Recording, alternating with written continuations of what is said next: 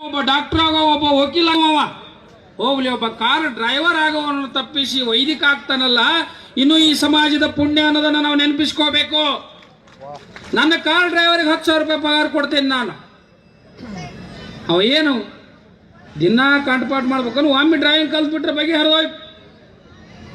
ಬಾಯಿ ಮೂಕಾದ್ರೂ ಗಾಡಿ ಓಡಿಸಬಲ್ಲ, ಆದ್ರ ಮಂತ್ರ ಹೇಳ್ಬೇಕಂದ್ರೆ ನಾಭಿಯಿಂದ ಬರಬೇಕು ಅವನ ಸ್ವರ. ಅವ ಯೋಗೇನ ಚಿತ್ತಸ್ಯ ಪದೇನ ವಾಚ ಮಲಂ ಶರೀರಸ್ಯ ಚೈವೈದ್ಯಕೇನಾಂ ಯೋಪಾಕರೋತ್ತಂ ಪ್ರವರಂ ಮುನೀನಾಂ. ಅವ ಯೋಗ ಮಾಡಬೇಕಾಗ್ತದೆ, ಧ್ಯಾನ ಮಾಡಬೇಕಾಗ್ತದೆ, ಪ್ರಾಣಾಯಾಮ ಮಾಡಬೇಕಾಗ್ತದೆ, ಆಸನಗಳನ್ನು ರೂಢಿಸ್ಕೊಳ್ಬೇಕಾಗ್ತದೆ. ಅದಕ್ಕೆ ಇಂಥ ಒಂದು ತ್ಯಾಗ ಜೀವನವನ್ನ ಒಪ್ಪಿಕೊಂಡು ಸಮಾಜವನ್ನ ಅಪ್ಪಿಕೊಂಡಂತ ಈ ವೈದಿಕ ವೃತ್ತಿಯವರಿಗೆ ನಾವೆಲ್ಲರ ಭಕ್ತಿಯಿಂದ ನಮನಗಳನ್ನು ಸಲ್ಲಿಸಬೇಕಾಗ್ತದೆ, ಅವ್ರನ್ನ ಪ್ರೀತಿಸಬೇಕಾಗ್ತದೆ, ಅವ್ರನ್ನ ಗೌರವಿಸಬೇಕಾಗ್ತದೆ. ಅಂದ್ರೆ ಮಾತ್ರ ಈ ವ್ಯವಸ್ಥೆ ಉಳಿಲಿಕ್ಕೆ ಸಾಧ್ಯ ಇದೆ. ಇವತ್ತು ನಿಮ್ಮ ವಿಜ್ಞಾನ ಎಷ್ಟು ಬೆಳೆದಿದೆ ಅಲ್ಲ ಸ್ವಾಮಿ, ನಿಮ್ಮ ಹವಾಮಾನ ಇಲಾಖೆ ಒಂದರೆ ಮಳಿ ಬರ್ತಾವ, 20ಕ್ಕೆ ಮಳಿ ಬರ್ತದೆ ಅಂತಾರೆ, 70ಕ್ಕೆ ಮಳಿ ಬರ್ತದೆ ಅಂತಾರೆ. ಈ ಅನುಮಾನದ ಇಲಾಖೆನೂ ಕೂಡ ಮಳಿ ಬರೆಸಲಿಕ್ಕೆ ಸಾಧ್ಯ ಆಗಿಲ್ಲ. ಕೋಟಿಗಟ್ಟಲೆ ಸರ್ಕಾರ ವಿಜ್ಞಾನ ಕ್ಷೇತ್ರಕ್ಕೆ ಹಣವನ್ನು ಮೀಸಲಿಡ್ತದೆ. ಅದಕ್ಕೆ ನಾನು ಹೇಳ್ತೇನೆ, ಈ ವೈದಿಕ ವೃಂದದವರು ಪೂಜೆ ಮಾಡಿದ್ರೆ ಮಳೆ ಬರ್ತಿತ್ತು ಇತಿಹಾಸದಲ್ಲಿ ಅಂತ ಕೇಳ್ತೇವೆ ನಾವು. ಈಗ ಯಾಕೆ ಬರಲ್ದು ಅಂದ್ರೆ ಸ್ವಾಮಿ, ಅವರ ಜೀವನ ಭದ್ರವಾಗಿಲ್ಲ, ಸುಭದ್ರವಾಗಿಲ್ಲ. ಯಾವ ವೃತ್ತಿ ಭದ್ರವಾಗಿರಲ್ಲೋ, ಯಾವ ವೃತ್ತಿ ಸುಭದ್ರವಾಗಿರಲ್ಲೋ ಅವ ಸಂಶೋಧಕನಾಗಂಗಿಲ್ಲ, ಅವ ಸಾಧಕನಾಗಂಗಿಲ್ಲ. ಒಂದಕ್ಕೊಂದು ಸಂಬಂಧಗಳಿದ್ದಾವೆ. DVG ಅವರು ಮಾತನ್ನ ಹೇಳ್ತಾರೆ, ವಸ್ತುವಿನ ಸಾಕ್ಷಾತ್ಕಾರ ಅಂತರ್ವೀಕ್ಷಣೆಯಿಂದಲ್ಲದೆ ಶಾಸ್ತ್ರತನದಿಂದೇನಯ್ಯ ಮಂಕುತಿಮ್ಮ. ವಸ್ತು ಸಾಕ್ಷಾತ್ಕಾರ ಆಗಬೇಕಾದ್ರೆ ಅಂತರ್ವೀಕ್ಷಕನಾಗಬೇಕಾಗ್ತದೆ, ಒಳಗಡೆ ನೋಡಬೇಕಾಗ್ತದೆ, ಒಳಗಡೆ ಉಳಿಬೇಕಾಗ್ತದೆ. ನೀವು ಮಂತ್ರಗಳನ್ನ ನೀವು ಕೇಳಂಗಿಲ್ಲ. ಬಹಳ ಮಂದಿ ಮಂತ್ರದಲ್ಲಿ ಅವರು ಸಂಕಲ್ಪ ಮಾಡ್ತಾರೆ. ನಾನು ಹೇಳಿದೆ, ಪುರೋಹಿತ ಅಂದ್ರೆ ಪುರದ ಹಿತವನ್ನ, ಪುರದ ಪುಣ್ಯದ ಸ್ವರೂಪದಲ್ಲಿರೋರು ಪುರೋಹಿತರು, ಊರಿನ ಪುಣ್ಯ ಅವರು. ಅವ್ರು ಹೇಳ್ತಾರೆ, ಶ್ರವಣ ನಯನ ಜನ್ಮ ಮಾನಸಂವ ಪರಾದಂ ವಿಹಿತಂ ವಾ ಸರ್ವಮೇತದ್ ಕ್ಷಮೇತಃ. ಅವರು ಕೇಳ್ತಾರೆ ಊರಿನ ಪರವಾಗಿ, ಭಗವಂತ ಕಣ್ಣಿನಿಂದ, ಕಿವಿಯಿಂದ, ಕೈಯಿಂದ, ನಾಲಿಗೆಯಿಂದ, ಮನಸ್ಸಿನಿಂದ ಮಾಡಂತ ಪಾಪಗಳನ್ನ ನಾನು ಅವ್ರ ಪರವಾಗಿ ಕೇಳ್ಕೊಳ್ತೀನಿ, ಕ್ಷಮಿಸಿ ಈ ಜಗತ್ತನ್ನು ಉದ್ಧಾರ ಮಾಡು ಅಂತ ಕೇಳಿಕೊಳ್ಳುವಂತ ಏಕೈಕ ಪ್ರತಿನಿಧಿ ಯಾರು ಅಂದ್ರೆ ಪುರೋಹಿತ. ಊರಿನ ಪ್ರತಿನಿಧಿ ಒಬ್ಬ ಪುರೋಹಿತ. ಇಂಥ ಪುರೋಹಿತನ ಮನೆ, ನಾನು ಇಲ್ಲಿ ಗಂಗಾವತಿ ತಾಲೂಕ್ ಹೆರ್ಕಲ್ ಹತ್ರ ಒಂದು ಊರು ಬರ್ತದೆ, ಹೆರೂರಲ್ಲಿ ವೀರಯ್ಯ ಸ್ವಾಮಿ ಅಂತಿದ್ದಾನೆ. ಅವ ಮೊನ್ನೆ ನಾನು ಅವ್ರ ಮನೆಗೆ ಕರೆಸಿದೆ, ಬಂದಿರಬಹುದು ಬಹುಶಃ. ಇಲ್ಲಿ ಅವ್ರ ಮನೆಗೆ ಹೋಗಿದ್ದೆ ನಾನು. ದೇವಿ ಪಾರಾಯಣವನ್ನ ಮಾಡ್ತಾನೆ. ಹೆರೂರಲ್ಲಿ ಹೋದಾಗ ಅವ ಹೇಳ್ದ, ಸ್ವಾಮಿ ನಾನು ರುದ್ರಾಭಿಷೇಕ ಮಾಡಿದೆ, ಗುಡಿ ಪೂಜೆ ಮಾಡಿದೆ, ಮದುವೆ ಮಾಡಿದೆ, ನನ್ನ ಸಂಸಾರ ಸಾಗಿಸ್ಲಿಕ್ಕೆ ಸಾಧ್ಯವಾಗಲಿಲ್ಲ.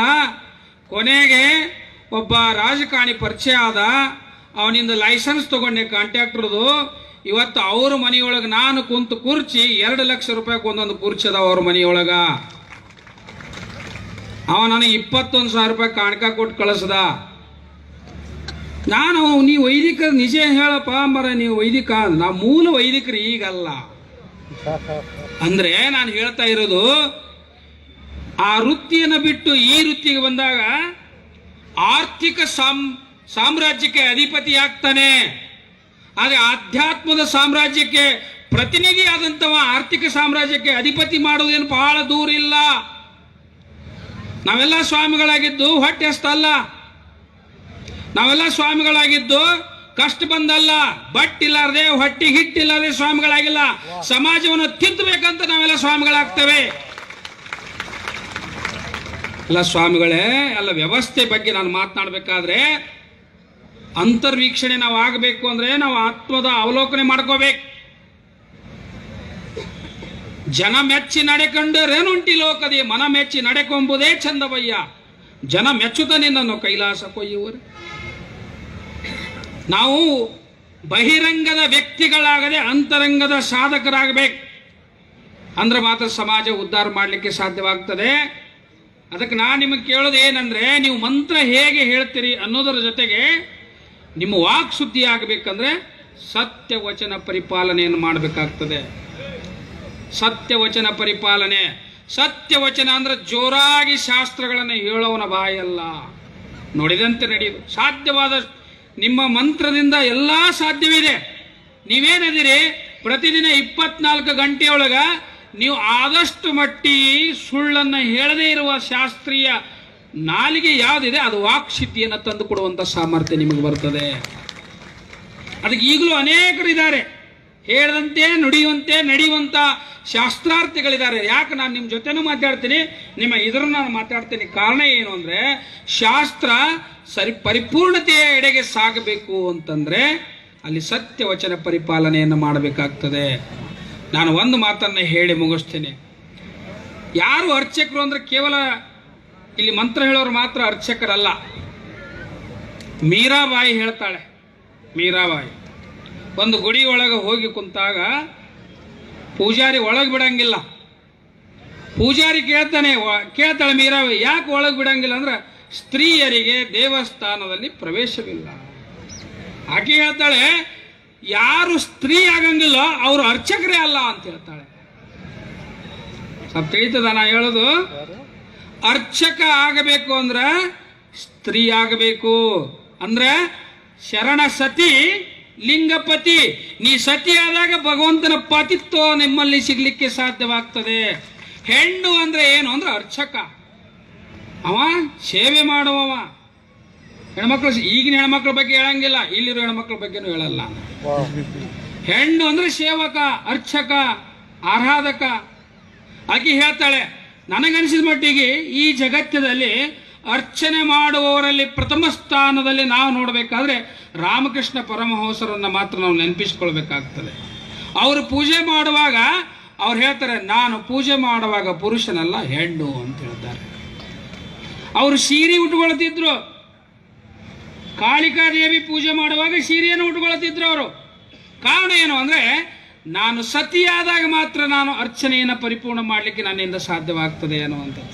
ಸತಿ ಅಂದರೆ ನಾನು ದೈಹಿಕವಾದ ಭೌತಿಕವಾದ ಸ್ತ್ರೀಲಿಂಗತ್ವವಲ್ಲ, ಮಾನಸಿಕವಾದಂಥ ಸ್ತ್ರೀತನವನ್ನ, ತಾಯ್ತನವನ್ನ ಯಾರು ಒಪ್ಕೊಳ್ತಾರೋ ಅವರಿಂದ ಮಾತ್ರ ಭಕ್ತಿ ಪಥವನ್ನು ಮುನ್ನಡೆಸಲಿಕ್ಕೆ ಸಾಧ್ಯವಾಗ್ತದೆ ಅನ್ನೋದನ್ನು ನಾವೆಲ್ಲರೂ ಅರ್ಥ ಮಾಡ್ಕೋಬೇಕಾಗ್ತದೆ. ಅಂಥ ಭಕ್ತಿ ಪಥದಲ್ಲಿ ನಡೆಯುವಂಥ ಪರಂಪರೆ ಬಹಳ ವಿಶಾಲವಾಗಿರೋದ್ರಿಂದ ಆ ನಿಟ್ಟಿನಂಥ ವೈದಿಕ ವೃಂದದವರು ಏನು ನೀವು ಆಸನ ಪ್ರಾಣಾಯಾಮ ಪ್ರತ್ಯಾಹಾರದಲ್ಲಿ ಮಾಡುವಂಥವರು ಜ್ಞಾನದ ಜೊತೆಗೆ ಧ್ಯಾನ ನೀವು ಎರಡೂ ಸಮೀಕರಣಗೊಂಡಾಗ ಮಾತ್ರ ಶಾಸ್ತ್ರಕ್ಕೆ ಶಕ್ತಿ ಬರಲಿಕ್ಕೆ ಸಾಧ್ಯವಾಗ್ತದೆ ಅನ್ನುವಂಥ ಮಾತನ್ನು ಹೇಳ್ತಾ, ಹೆಚ್ಚಿಗೆ ಹೇಳುವ ಸಮಯ ಇದಲ್ಲದೆ ಇರೋದರಿಂದ, ಇನ್ನೂ ಪೂಜ್ಯ ಸನ್ನಿಧಿಯ ಆಶೀರ್ವಚನ ಇರೋದರಿಂದ ವೈದಿಕ ವೃಂದಕ್ಕೆ ಆರ್ಥಿಕ ಭದ್ರತೆ, ಸಾಮಾಜಿಕ ಭದ್ರತೆಯನ್ನು ಸಮಾಜ ಕೊಡಬೇಕು ಅನ್ನುವಂಥ 4 ಮಾತುಗಳನ್ನು ಹೇಳಿ ನನ್ನ 2 ತುದಿ ನುಡಿಗಳನ್ನು ಸನ್ನಿಧಿ ಪಾದಕ್ಕೆ ಅರ್ಪಣೆ ಮಾಡಿ.